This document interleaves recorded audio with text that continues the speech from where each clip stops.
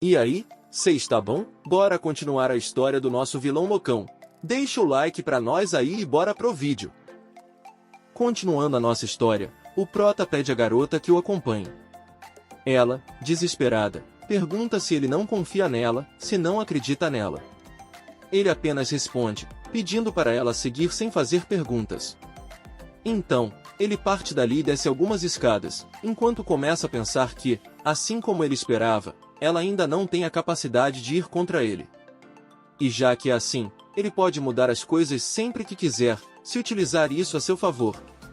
Chegando ao porão daquele local, a garota vê aquele monte de esqueletos estranhos na porta e pergunta o que são. Ele pensa consigo que ali é onde o vilão tomou o elixir venenoso que ela havia dado na história original.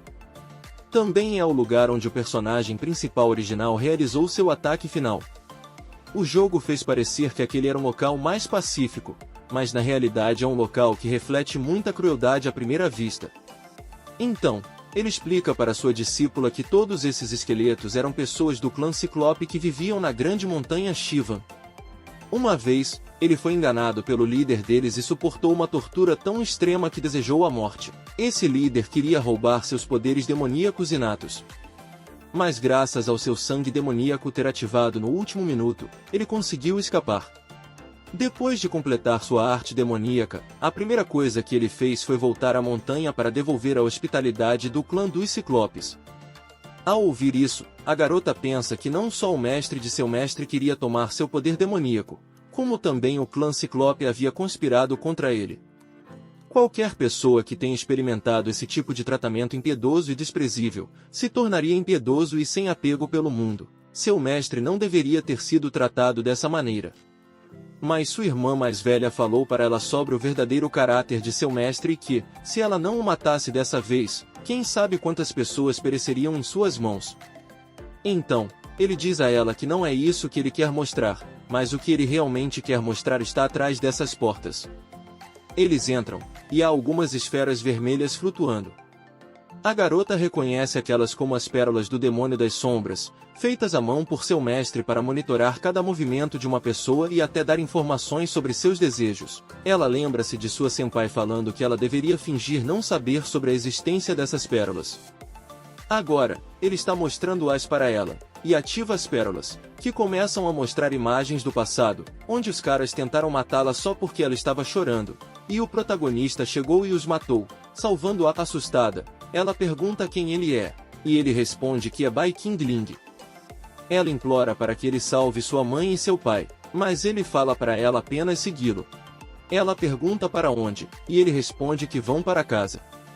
Ela não entende por que ele está mostrando aquilo para ela. Então ele explica que ele tem inúmeros inimigos e que suas discípulas também se tornariam naturalmente o alvo de muitas pessoas.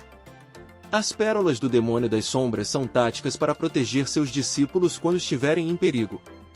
Ela pergunta se ele está querendo dizer que ele sempre usou as pérolas para protegê-las e não para monitorá-las.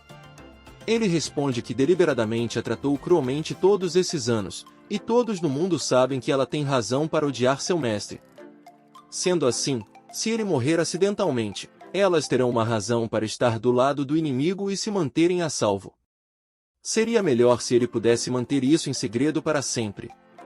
Porém ela havia decidido matar seu mestre, mas isso não importa, contanto que ela esteja segura. Ao ouvir essas palavras, a iludida, quer dizer, Xinger, pula em seu mestre e o abraça. Chorando, diz que reconhece que estava errada, que não deveria acreditar no que os outros falam. Ela é uma grande idiota e deveria saber desde o princípio que seu mestre é a melhor pessoa do mundo. Ela realmente cometeu um erro, implora por perdão, pois ela realmente ama seu mestre, e chora em seus braços. Então aparecem as janelas do sistema parabenizando o anfitrião por ter completado a missão de principiantes, e fala que ele ganhou 500 pontos e um baú do tesouro dourado. Ele fica um pouco surpreso, pois apenas com isso que ele fez, já conta como usar o grande amor para influenciar emoções. Mas ainda pondera que não pode pensar demais. Para sobreviver, ele deve mudar a história de sua eventual morte. E a lealdade de Xinger é um fator indispensável para isso. Ele chama ela de sua discípula rebelde e diz que não consegue entender seu comportamento, e pergunta quem foi o sem-vergonha que conseguiu convencê-la a fazer isso. Então ela se ajoelha e informa de quem persuadiu ela foi o discípulo direto do templo Yingyi, Xiao Shen. Foi ele quem semeou a discórdia entre ela e seu mestre. Ele até usou palavras doces para enfeitiçar a segunda irmã sênior, abrindo uma brecha na relação entre o mestre e sua discípula. Tudo o que aconteceu hoje foi porque ela foi enganada por Xiao Shen. Ela está disposta a ser punida severamente, mas não quer que seu mestre se afaste dela. Então ele diz a ela que já que é dessa maneira ele dará a ela uma segunda chance. E se ela ajudá-lo com o favor ele perdoará todos os seus pecados. Ela, toda coradinha e emocionada, diz que pode falar, é só ele dar o comando e ela vai fazer.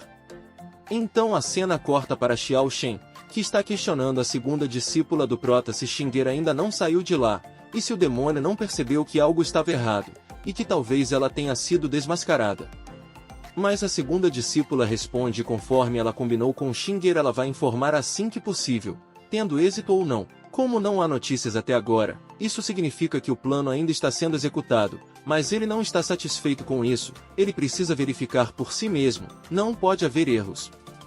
Ela aponta a espada para o seu pescoço e diz para ele não ser precipitado. O exterior do armazém de sangue tem armadilhas terríveis, apenas Xing'er tem permissão para entrar. Se ele deseja ir até lá ele estará buscando sua própria morte. Dessa forma, ele se conforma e decide esperar. Mas neste momento, ele vê ela retornando e já vai falando que está feliz que não tenha acontecido nada com ela, pois ele estava muito preocupado. Ele estende as suas mãos para tocar as mãos dela, porém ela não dá moral, e simplesmente não diz nada. Então ele, com o gutico trancado, já pensa que talvez ela esteja dando para trás. Ele a ajudou todos esses anos, e nem mesmo tem permissão de segurar sua mão brevemente em uma situação como essa. Então a sênior pergunta se está tudo bem, se deu tudo certo, e por que ela não havia transmitido uma mensagem conforme elas combinaram. Então ela disse que ocorreu tudo bem, tudo foi conforme planejado. Com isso dito, o pseudo-personagem principal fica todo feliz com a notícia, mas pensa que desde que ele tem 12 anos, está disfarçado na seita demoníaco, e isso já fazem 10 anos. Agora que ele finalmente eliminou o gigante do caminho demoníaco, cujo nome era conhecido em todo o continente, ele definitivamente será famoso no caminho ortodoxo no futuro. Xing'er fala que aquele demônio era arrogante o suficiente para acreditar que já tinha controlado há muito tempo, e consumiu a pílula devoradora de alma do vazio, mas durante esse período suas emoções flutuavam grandemente. Ela tinha medo de expor qualquer uma de suas fraquezas, por isso ela decidiu não transmitir nenhuma palavra. Então o carinha diz que se for esse o caso não há necessidade de se apressar, pois aquela pílula venenosa foi pessoalmente comprada pelo seu mestre no mercado negro, usando uma grande quantidade de ouro. Se eles esperarem 7 dias para o veneno atingir o pico, até os mais fortes de ambos os caminhos não poderiam escapar do destino da morte corporal e da destruição da alma. Então Tantai, a sênior, diz que não podem esperar 7 dias, mas ela tem uma dúvida e pede que ele esclareça, pois ainda que aquele demônio tenha cometido muitas maldades, não parece que ele tenha nenhum tipo de rancor com ele, o pseudo-protagonista. Sendo assim, ela quer saber por que ele aceitou cooperar com elas, e ainda sugeriu usar uma pílula venenosa tão maléfica. Xing'er diz que isso é verdade, ele até pareceu bastante entusiasmado com isso. Então ele, bancando o galã, diz que logicamente ele não aguentaria ver aquele demônio abusando delas por tanto tempo, e queria resgatá-las desse mar de fogo, e pergunta se elas não perceberam a preocupação dele por elas. Então Xing'er, um pouco desconfiada, diz que quer dizer que desde o início ele fez isso por elas? Então ele fica todo sem jeito e diz que não é dessa maneira que ele quis dizer. Tantai então diz para deixar esse assunto para lá, e que eles devem encerrar por hoje, e se encontrarem novamente em 7 dias, pois já está ficando tarde e ele não deveria atrasar as lições noturnas no templo Yingyi. Ele concorda e se despede dizendo que irá vê-las nos próximos dias, e pensa consigo mesmo que as mulheres são muito inconstantes, e vai embora. Então Tantai pergunta para Xing'er se ela está triste, então ela pergunta se alguma vez ela parou para pensar que talvez o mestre pode não ser o que elas originalmente imaginavam, talvez ele fosse um pouco duro com elas, mas nunca faria mal a elas. Tantai responde que as evidências que o pseudo-protagonista trouxe já provam que o mestre delas apenas as viam como materiais para suas marionetes humanas, e mesmo que todos os seus atos nefastos fossem ignorados, elas não poderiam perdoá-lo se baseando apenas neste fato. Então a cena volta para o protagonista, que está sentado em seu trono com a mente capetônico, pensando que deixou Xinger ganhar algum tempo para que ele possa recuperar o fôlego. Xiao Shen e sua segunda discípula não seriam capazes de descobrir que Xinger foi conquistada por ele. Então ele decide ver as recompensas que o sistema deu a ele. Daí aparece na sua frente um baú dourado, e ele comenta que é igual ao baú do tesouro do jogo original, e manda o baú abrir. O baú abre e sai 3 cartas, cada uma com um item diferente, e ele só pode escolher uma. Será que a carta que o Jubileu tanto sonhava está aqui nessa obra? Deixe nos comentários se você acha que nesse baú está a tão sonhada carta do Bingolim.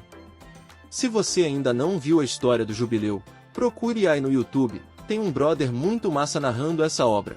A primeira carta é a Vareta Divina Ajustável, criada pessoalmente pelo fundador de uma seita, efetiva contra cultivadoras femininas até o mesmo nível de cultivo.